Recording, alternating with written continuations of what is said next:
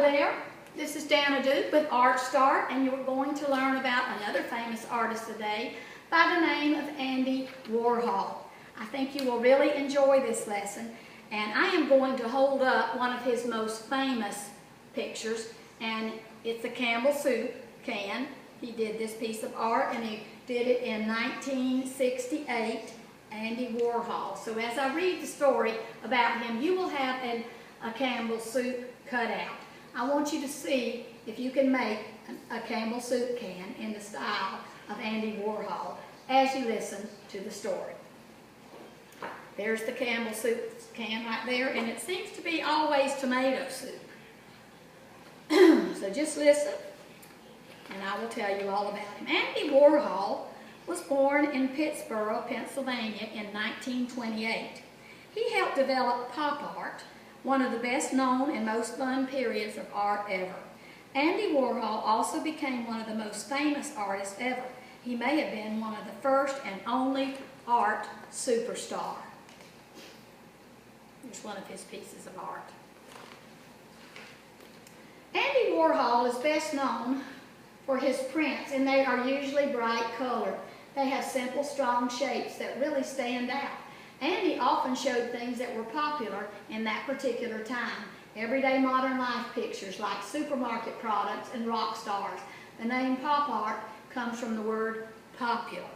When you say the word popular, if something is popular, lots of people like it. And if you see this one, this is a very cool picture. This is Elvis, and he just did Elvis 4 different times. Very dark here, then one more, and then he got in black and white here, another black and white. This one said, say Pepsi please, close the cover before striking. In other words, that is a match. You know how you strike a match? That is the cover of the match package of matches. And it's saying close the cover before you strike the match. When people first started seeing pop art, many of them were just shocked. They couldn't believe that serious artists would make sculptures and pictures of such ordinary objects. But pop artists like Andy Warhol, Klaus Oldenburg, and Roy Lichtenstein were doing just what artists have always done. They were creating art about things that were important or familiar in their everyday lives. That says Wham there. That was by Roy Lichtenstein. That is pop art. This one right here is 2 cheeseburgers with everything, and it's by Oldenburg.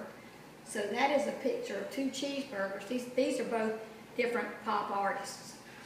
Andy Warhol had a natural talent for art. His mother encouraged him and even helped him with his drawings when he was little. She was a pretty good artist herself. At an early age, Andy started having some strange medical problems. First, he started feeling very nervous, and he started shaking a lot. Then, for some reason, he started to lose his skin color. Andy was becoming paler and paler all the time. His mother insisted that he spend a lot of his time resting in bed. Andy actually enjoyed taking time out to rest because he colored, he read his favorite comic books, and he listened to the radio. He especially liked to read movie magazines.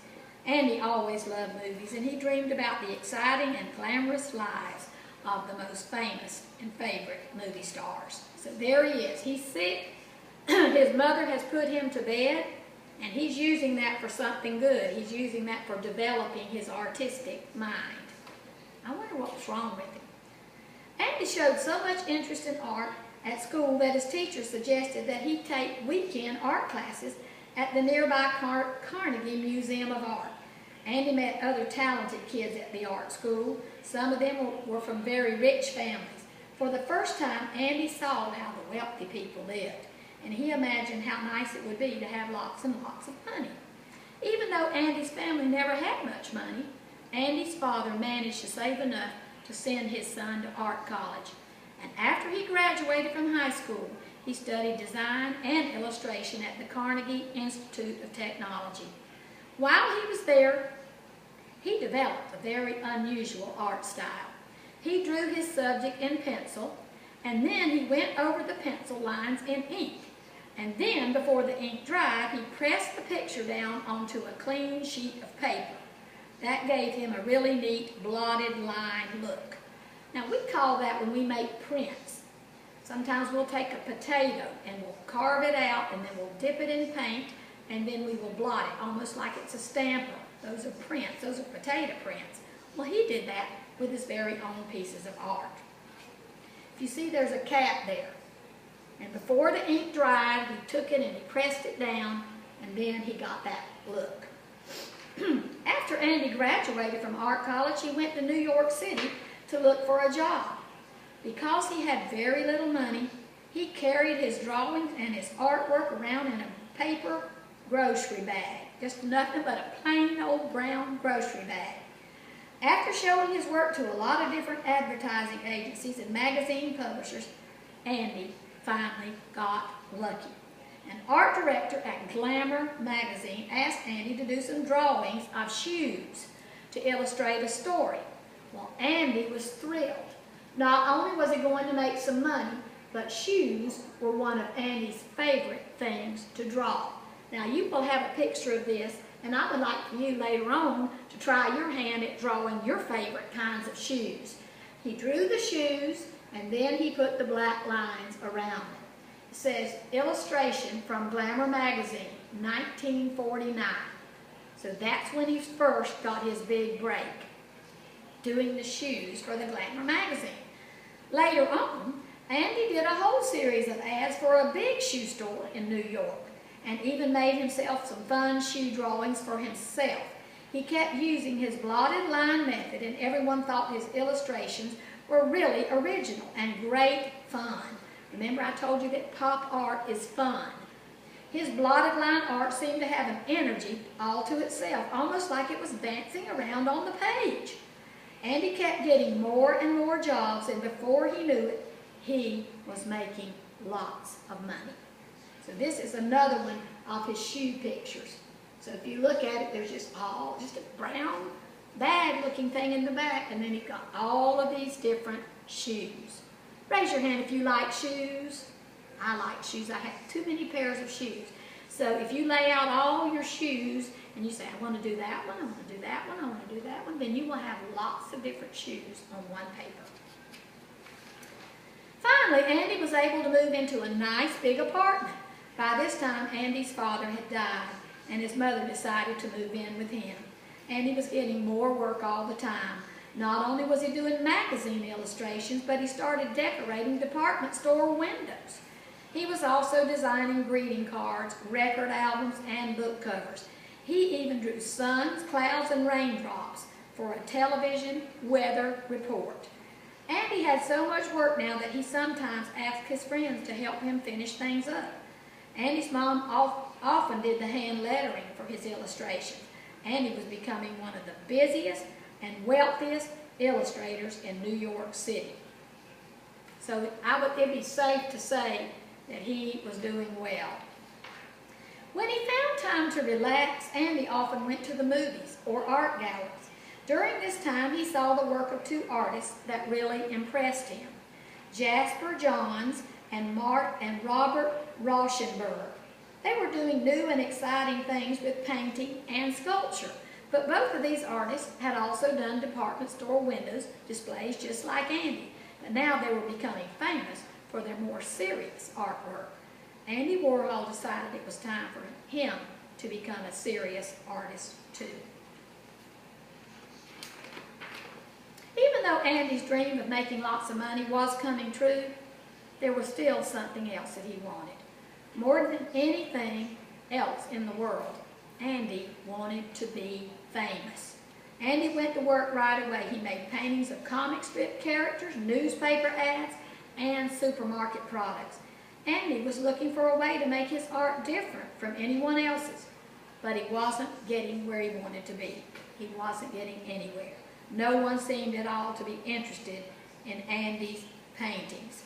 Here's a picture right here of an ad he did for somebody who had a bump on their toe that was called a corn. It says corns right there, Dr. Scholl's, and there is the picture. So he was trying to do an advertisement for something that you put on your foot. And then here's another one that it said he has like a Superman saying, "Puff, good." And you can't really see what it says because it's been blotted out, but it says puff. Andy started getting nervous about what to do. Finally, a friend told him she knew exactly what to do, but it was going to cost Andy $50 to find out. Andy gladly paid his friend. She told him that since he loved money so much, he should paint money. For the same $50, she added another idea, to paint something that he saw every single day, like a can of Campbell's soup. Andy thought his friend's ideas were great. Right away, he started painting pictures of money and soup cans. Andy Warhol often asked people for ideas. He thought it was a normal part of creating things. Andy always made sure, though, that the way he showed those ideas were original and all his own. I showed you at the beginning, but there is his soup can. I bet he was glad that friend gave him that idea. Andy worked as hard as he could. He painted his soup cans on blank backgrounds to make them stand out and seem very important. He tried to make his paintings of money and canned soup look like they were printed or made by a machine, the way they were made in real life. He thought repeated images were an important part of pop art because things are repeated in real life all the time.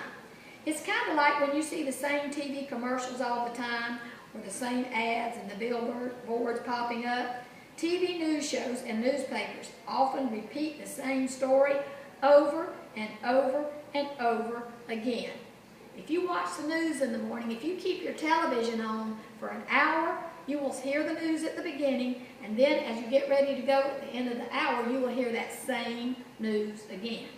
And that's what he did with his work. He did soup cans. There's like 1, 2, 3, 4, 5, 6, 7, 8, 9, 10. There's 10 going across, and then there's 1, 2, 3, 4, 5, 6, 7, 8. And 8 rows. So 10 times 8 are 80 soup cans right there in one picture. That makes soup look very important. Look at the same with his money. He did money in repetition as well. Andy Warhol's paintings finally started catching on. What does it mean if something catches on? I'm not hearing what you're saying. Okay, that's exactly right. People start to like it and they start talking about it, and that means they start catching on. Have you seen those cool pictures of that Campbell soup can made by that pop artist? What's his name? Andy Warhol? Oh yes, I've seen it. So cool. See, people start talking. People enjoyed the fun, bright colors and the pictures of things that were familiar to them. Andy was so busy, he not only had to get help from his mother and friends, he also had to hire some assistants to help him. They all worked in a big studio that Andy called the factory. Andy started using a way to print his paintings called photo silk screening. Now he and his helpers could make hundreds of copies of each painting. Sometimes Andy gave unclear directions to his assistants. He wanted to see if they would come up with some interesting surprises. So in other words, he let them help him, and sometimes he just let them work on it, and then he would kind of be surprised as to what they did with his work.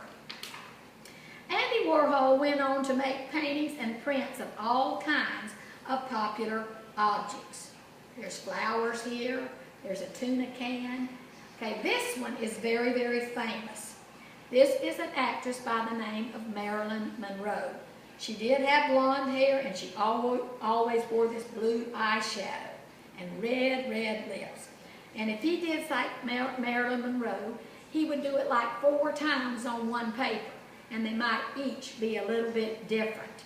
But that is his style of pop art. For a while, Andy stopped painting and started making movies of everyday events like Sleep, which showed a man sleeping for 6 hours. That was one of his movies. Empire was another one. Showed the same view of the Empire State Building for 8 hours. And Eat showed a man eating a mushroom for 45 minutes.